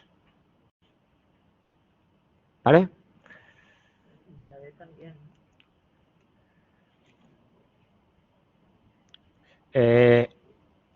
La D no está entre los antecesores. Antecesor de un nodo es aquel que lo lleva, es aquel que está en el camino que lo une con el estado inicial. ¿Vale? O sea, antecesor de un nodo es el que está en el camino que lo une con el estado inicial. Por tanto, si no es antecesor, sí que lo pongo. Aunque ya esté, y por eso D aparece 2 veces. Que aquí nos estás poniendo que sí, que es así. ¿De acuerdo? Vale, desde B, ¿a dónde podemos ir? Podemos ir a E, desde B podemos ir a E o a C. Pero A no lo pongo. ¿Por qué? Porque está en su antecesor. Entonces pongo a E, ¿vale? Y pongo a C. ¿Vale? Desde E, ¿a dónde puedo ir? Desde E podría ir a D, a B y a F. ¿Vale? Entonces, a D sí que lo pongo, porque en este camino que lo lleva hasta el estado inicial, D no aparece. Ahora desde E puedo ir también, hemos quedado a F, y puedo ir también a B, pero B no lo pongo. ¿Vale? Porque está en su propio, o sea, es antecesor suyo. Desde D, ¿a dónde puedo ir? Desde D puedo ir a E, a A y a S, pero es que E, A y S ya están en sus antecesores, por tanto he terminado y esto lo marco como nodo terminal. Y desde F, ¿qué hago? ¿Desde F puedo ir a algún sitio? ¿Cómo que no? A G. Puedo ir a G. También puedo ir a otro sitio, que es a E, pero no lo pongo porque sí que está como antecesor. Esto lo marco como nodo terminal. ¿Perdón, qué? Dime, perdón, que es que no te oigo casi. Des, tengo esta. Sí. No. Claro, si ya he llegado a nodo terminal, ¿tengo que seguir? Sí, tengo que seguir. Sí, porque ahora verás por qué. Ahora verás por qué cuando lo llene de costes. No da igual. ¿Vale? Es que tú no sabes ahora, yo estoy transformando meramente, no sabes cuál es nodo terminal. Digo, es una hoja de largo, pero no quiere decir que ahí se acabe el juego. ¿Vale? A lo mejor podría ser que no se acabase el juego y que desde se pueda seguir tirando. Entonces, esto lo que te llevaría no es al fin del juego, sino a un callejón sin salida, indicándote una jugada a la que probablemente no deberías haber tirado, porque seguramente desde ahí ya no puedes salir hacia ninguna parte. Bueno, esta D de aquí. A ver, desde D a dónde se puede ir. Desde D se puede ir a S, A o a E. Pero A no, porque ya he estado, a S también. Y a partir de aquí, el único sitio al que puedo ir es a E. ¿Vale? ¿Esta E a dónde puede ir? Esta E puede ir a D, a B o a F. A D no, porque ya he estado aquí arriba. Pero sí que tenemos que ir a B y a F. Esta B, a o a C. A no, porque ya he venido por aquí. ¿Vale? Y a C sí que puedo perfectamente. Y desde C sí que ya no puedo salir a ninguna parte desde esta C porque tendría que volver a B. Ahora esta F puede ir o a E o a G. A E no porque ya he estado. A G y desde G de nuevo no puedo salir. ¿Vale? Esta D de aquí, de nuevo a S o a E. A S no, pero a y a E sí. ¿Vale? Luego, esta de aquí, a S, a D o a B. A S y a D no, porque precisamente vengo de ahí. A B. Esta B de nuevo, a C o a E. A no, a C sí y a E también. Esta C ya no va a ninguna parte. Esta E puede ir a B, a D o a F. A B no, porque ya ha estado, a B tampoco, necesariamente, a F. Y esta F todavía puede ir a G. Y aquí acaba. Y ahora, esta E, B, D o F. D no, ¿vale? B y F. A ver que no lo he dibujado muy claro. Esto de aquí es una E. B y F. Esta B, a C o a A. A C o a A. Donde no he estado, porque aquí venía por SDE. SDEB y luego a C o A. Y desde aquí sí que ya no puedo salir. ¿Vale? La A me iría a S o a D, pero fijaos que ya no puedo seguir porque la S y la D en esta rama de aquí ya estaban la S y la D. Y ahora la F desde aquí ya solo puede ir a G. ¿Vale? Ahora sí que voy a marcar los costes de los arcos, que los heredo de, a ver,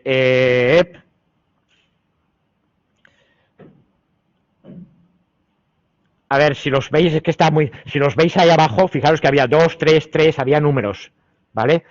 El coste 2 es el coste tanto para el arco de ida como para el arco de vuelta, se entiende, ¿eh? Entonces,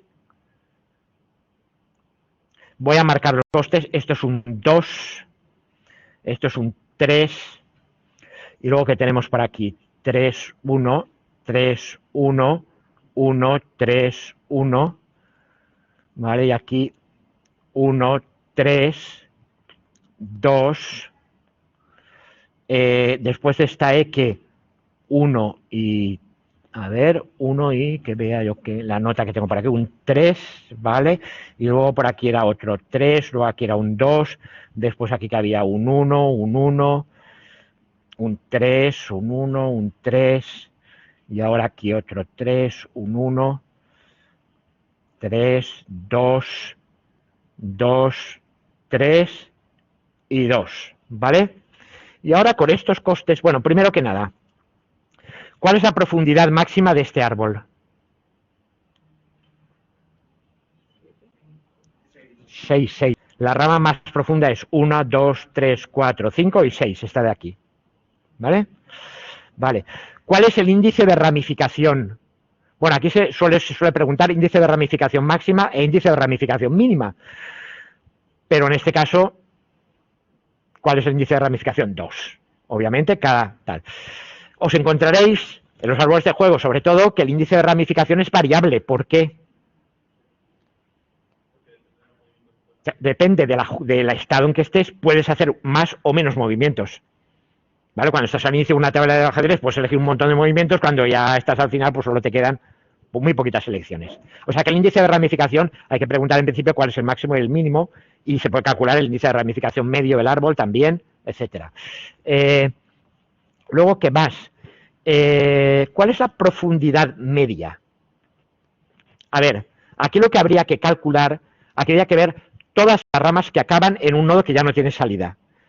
Ojo, no tiene salida quiere decir vuelve a un estado, o sea, este D no es que no tenga salida, es que volvería otra vez aquí, o alguna otra D, y por tanto esa posibilidad ya está analizada. Por eso esto convierte los grafos cíclicos en árboles no cíclicos. Al evitarte poner otra vez los que sean antecesores, te evitas entrar en un bucle infinito, porque si no un grafo cíclico se transformaría en un árbol infinito. ¿Vale? Vamos a ver, ¿cuántos hay? 1, 2, 3, a ver, esta, por cierto, esta también es de final. 1, 2, 3, 4, 5, 6, 7, 8, 9 y 10, ¿vale? Que son nodos terminales. O terminales o de repetición, diríamos que volverían a repetir. ¿Cuál es la profundidad de cada uno de ellos? Pues, por ejemplo, 1, 2, 3 y 4 para este nodo. Para el otro nodo, 1, 2, 3, 4 y 5. Para el otro, 1, 2 y 3. Para el otro, 1, 2, 3, 4 y 5. Para el otro, 1, 2, 3, 4 y 5. Para el siguiente, 1, 2, 3, 4. 1, 2, 3, 4, 5 y 6. 1, 2, 1, 2, 3, 4. Para el otro, 1, 2, 3 y 4. Y para el último, 1, 2, 3 y 4, ¿vale? Bueno, pues sumo todo esto y me da 44, que como hay 10 nodos, entonces la profundidad media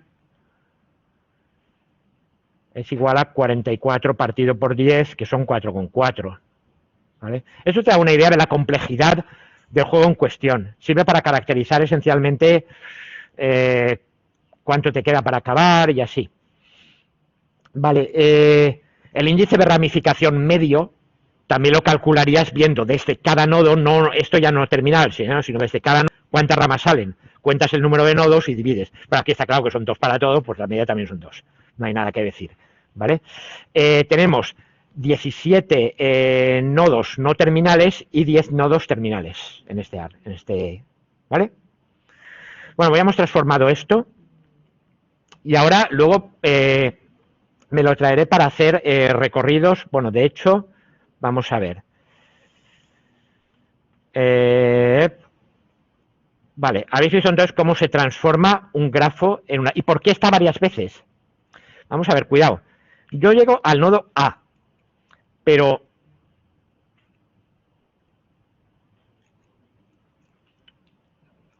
a este nodo A, vaya, he cogido un mal ejemplo. Al nodo A solo se puede llegar así. Por tanto, el coste de llegar al nodo A es 3 más 1, 4, más 1, 5, más 2, 7. Vale, de acuerdo. Pero ya al nodo C puedes llegar de esta manera, o de esta, o de esta, o de esta. Aquí tienes un coste de 2 más 3, 5 y 3, 8. Aquí tienes 2 y 1, 3 y 1, 4 y 1, 5 y 3, 8. Aquí 3 y 1, 4 y 3, 6, 4 y 3, 7 y 3, 10. Aquí 3 y 1, 4 y 1, 5 y 3, 8. 3 y 1, 4 y 1, 5 y 2, 7. Perdón, este era A. Bueno, el caso es que habéis visto que se puede llegar a C y no necesariamente con el mismo coste. Así que no da lo mismo aplicar un orden de operadores que el otro orden de operadores. Por eso tienen que estar 2 veces, sí. Porque aunque sea en el mismo nodo, no has llegado hasta ahí de la misma manera. Y por tanto el coste puede no haber sido el mismo y no da lo mismo aplicar en cierto momento un operador que otro. ¿Vale? O sea que sí tienen que aparecer las veces que haga falta, cada uno. ¿Vale? Los árboles estos son así. ¿Cómo que nunca llegamos? No. En este árbol sí que, en este grafo sí que se llega a todos. A ver, ¿cuál no está? Ah, bueno, que no sea terminal. Bueno, sí, claro. No quiere decir que no llegues. Quiere decir que no es un nodo en el que ya has estado o en el que no puedes hacer nada más. ¿Vale? Pero eso no quiere decir que sea nodo final del juego. Podría ser que alguno de esos nodos fuera nodo final del juego. Entonces, cuando tú llegas, no sigues expandiendo. ¿Vale? Pero como no he dicho cuáles son finales, en principio yo he expandido a todo para que veáis cómo se hace entero. Y nodos a los que no puedas llegar de ninguna manera, eso no va a existir normalmente porque sería un nodo desconectado del resto del grafo. Es legal matemáticamente hacer grafos así, pero no tiene aplicación ninguna, porque jamás va a haber ningún operador que te lleve hasta ahí. ¿Vale? Vale. Como ejercicio, podéis vosotros probar un poquito, intentar determinar el grafo de estados. O sea, primero, ¿cuáles son los estados del 3 en raya? Pensadlo. No hay tantos. Sí que hay un montón, pero parece que no, y al final hay una barbaridad de estados. Intentad pensarlo un poquito. Intentad pensar también que algunos estados son iguales a otros por simetría. Es decir, que miras el tablero girando los 90 grados y entonces ya era el mismo estado. Entonces, en realidad, ahí ya has estado. Y el árbol es un poco más pequeño de lo que pudiera parecer. ¿Vale? Asumiendo que las fichas son X y O y que comienza el juego la X, por ejemplo. ¿Vale? Pues os hacéis un pequeño trocito, simplemente con el estado inicial, que es el vacío, y hacéis, pues bueno, pues pone la X. Vale, ¿cuál es el índice de ramificación? Aquí. Tú tienes estado inicial, que es tablero vacío. Claro, el primero es 9. El índice de ramificación del primer nodo, del nodo inicial, es 9. Después 8, después 7, o sea que hay índice de ramificación variable en ese árbol, no es como este. Pero ya digo, son un montón, O sea, a partir de aquí, fijaros, las 9 posibilidades, luego coged una, por ejemplo, y poned las 8 y tal, y llegar a un nivel 2 o 3 un poco para ver cómo funciona esto.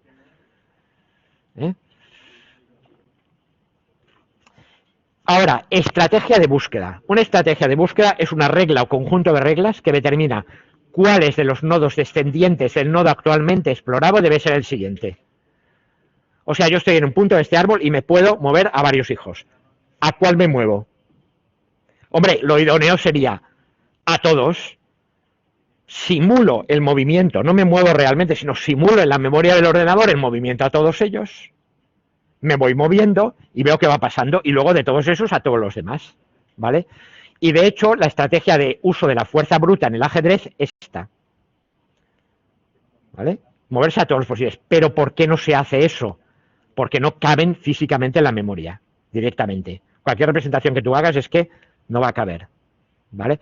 O si te mueves, como vamos a ver ahora, por ejemplo, en DFS, que no gastas memoria más que la estrictamente imprescindible de los que estás recorriendo, el problema es el tiempo, ¿vale? ¿Qué problemas son tratables con esta formulación de espacio de estados? ¿Para qué nos va a servir? Por ejemplo, en aquellos problemas para los que existe un algoritmo que da la solución en tiempo finito y practicable, o al menos polinómico con el tamaño. Os habrán puesto en el ejemplo de prólogo en primero, el problema de la oveja, el lobo y la col, os lo contaron, ¿no? Supongo. ¿No? Vaya. Un río, ¿vale? Un río. Y aquí tenemos, a ver, voy a volver al negro. ¿Vale? Un río, y aquí tenemos, esto se supone que es una oveja, ¿vale? Una col, y aquí un lobo. No sé si, bueno, sí, vale, habrá que poner aquí las etiquetas. Ya os lo digo de antemano, a mí cuando era pequeñito el dibujo me lo aprobaban por compasión. Entonces, os fiáis de que esto es un lobo, una col y una oveja, y aquí hay un barco con un barquero, ¿vale? Que tiene que llevarlos a los tres a la otra orilla, pero con la condición de que, primero, en la barca solo caben el barquero y uno de los elementos, porque si no la barca es pequeñita y se hunde, ¿vale? Y no se puede dejar solo al lobo con la oveja, porque el lobo se come la oveja, ni tampoco a la oveja con la col, porque la oveja se come la col, ¿vale? Entonces, ¿cuáles son los estados posibles aquí? A ver.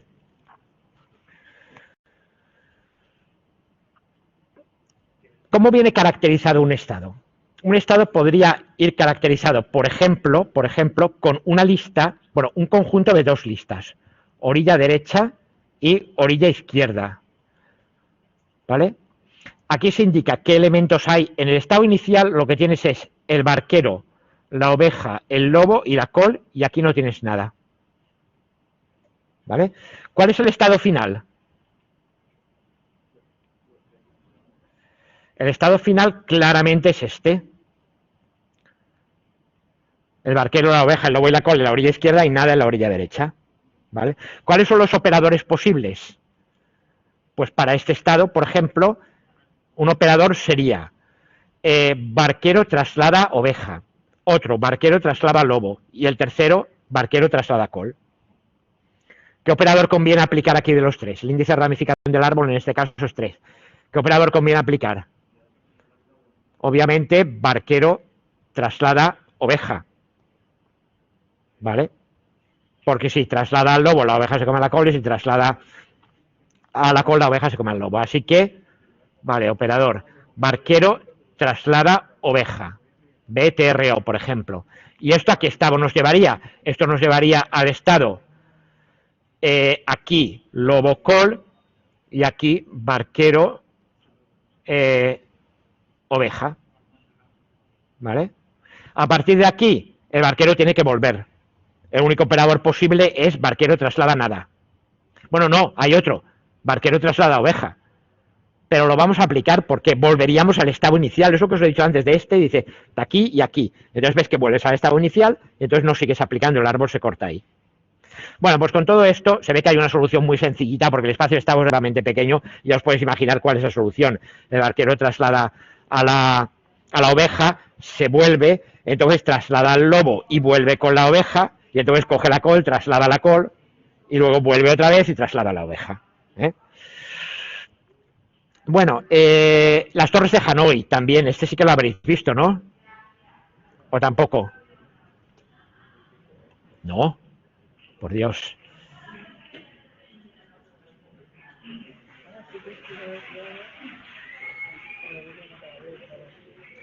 Tres postes. Bueno, esto visto desde arriba, estos son discos, ¿eh? Estos son discos que están agujereados en el centro y que se ponen así. Hay de más grande a más pequeño, ¿vale? Entonces, ¿cómo puedes trasladar esta torre a este pivote? Es decir, este es el estado inicial, el estado final es este, la torre ordenada a este pivote, con la condición de que no puedes nunca poner un disco más grande encima de uno más pequeño. ¿Vale? ¿Cuál es el algoritmo? Este lo trasladas aquí, ¿vale? Y ahora trasladas toda la torre al otro. O sea, es un algoritmo recursivo. Estos lo han tenido que poner en programación recursiva seguro. O sea, es trasladar uno al del medio, trasladar toda la torre, ¿vale?, al otro, y después trasladar el último. Bueno, pues mira, os lo dejo como ejercicio que lo penséis. Si no os lo han puesto, os lo dejo como ejercicio que lo penséis, ¿vale? Estos son muy sencillitos. Que nos quedan 5 minutos, ¿eh? Quiero terminar con esto. Entonces, problemas para los que existe algoritmo que da la solución en un tiempo finito y practicable. Básicamente son problemas de juguete. Las torres de Hanoi es muy largo porque es muy largo de resolver cuando son muchos discos, pero vaya, es trivial, ¿eh? Entonces, estos de aquí son problemas de juguete.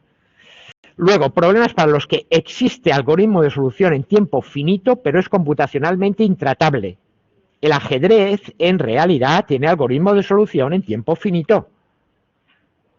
¿Qué haces? Coges el árbol de estados, lo ramificas, pones todas las ramas posibles de todos los estados posibles.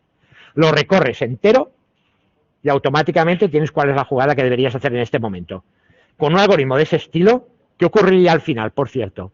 Si dos oponentes juegan con un algoritmo así, supuesto que pudieran tenerlo, ¿qué ocurriría? Que acabarían siempre en tablas, ¿vale? Y de hecho el 3 en raya, que sí que es también de los primeros, de los pequeñitos, acaba siempre en tablas, ¿vale?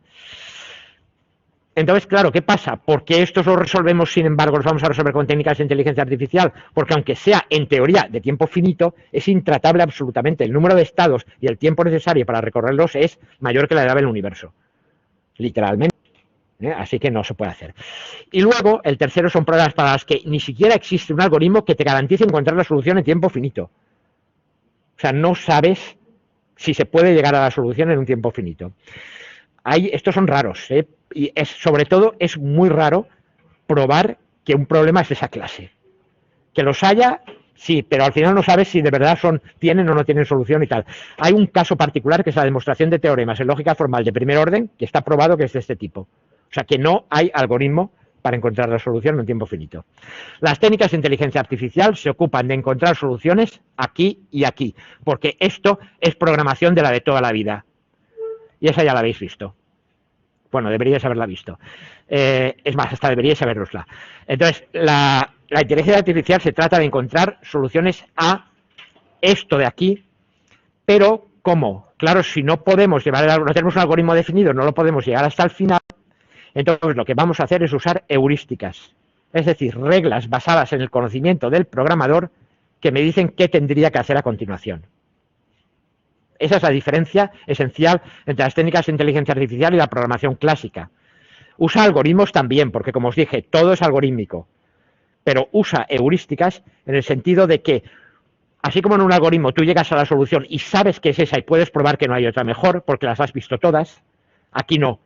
Aquí das una suposición razonable sobre cuál crees que es la mejor solución. Vale, pues el próximo día continuaremos con búsqueda ciega y búsqueda informada. Voy a parar la grabación.